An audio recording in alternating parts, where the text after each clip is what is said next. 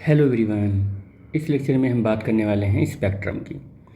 Spectrum क्या होता है? On passing white light through a prism, कह रहा है कि अगर वाइट लाइट को हम पास करते हैं किसी प्रिज्म से, तो कह रहा है band of the colour seen on the screen. और यहाँ पर अगर मैं कोई स्क्रीन लगा दूँ, मान लो वाइट स्क्रीन लगा दिया है, तो ये जो इस प्रिज्म से इमर्जेंट लाइट बीम है, ये क्या दिखता है कि कुछ प्रोमिनेंट कलर में स्प्लिट हो गया होता है ये वाइट लाइट।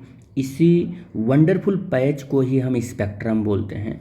अगर प्रिज्म के बेस से हम ऐसे बढ़ें तो हमको violet, indigo, blue, green, yellow, orange, red, ये वंडरफुल वंडरफुल पैटर्न हमको दिखाई पड़ता है। These wonderful pattern is known as spectrum. ठीक है, ये क्यों स्पेक्ट्रम है ये भी आप जानते हैं, आई होप। क्यों स्पेक्ट्रम है? क्योंकि इनका जो वेवलेंथ का ऑर्डर है ये इंक्रीजिंग ऑर्डर है। वेवलेंथ का क्या है? इंक्रीजिंग ऑर्डर है। या वेवलेंथ का ये क्या है? डिक्रीजिंग ऑर्डर है। वेवलेंथ का ये डिक्रीजिंग ऑर्डर है, या ये वेवलेंथ का क्या है? इंक्रीजिंग ऑर्डर है। और या आप ऐसे कह सकते हैं कि ये रिफ्रैक्टिव इंडेक्स का क्या है? इंक्रीजिंग ऑर्डर है। रिफ्रैक्टिव इंडेक्स का इंक्रीजिंग ऑर्डर है।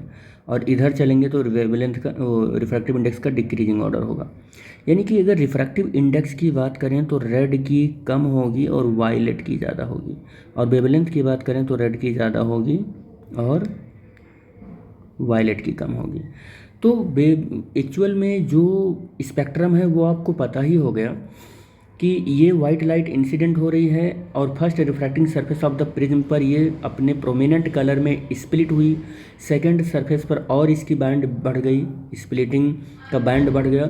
और सेकंड सरफेस से जो इमर्जेंट लाइट है एक वंडरफुल पैच के रूप में ये देख रहे हो आप, और इस वंडरफुल पैच को हम स्पेक्ट्रम बोलते हैं।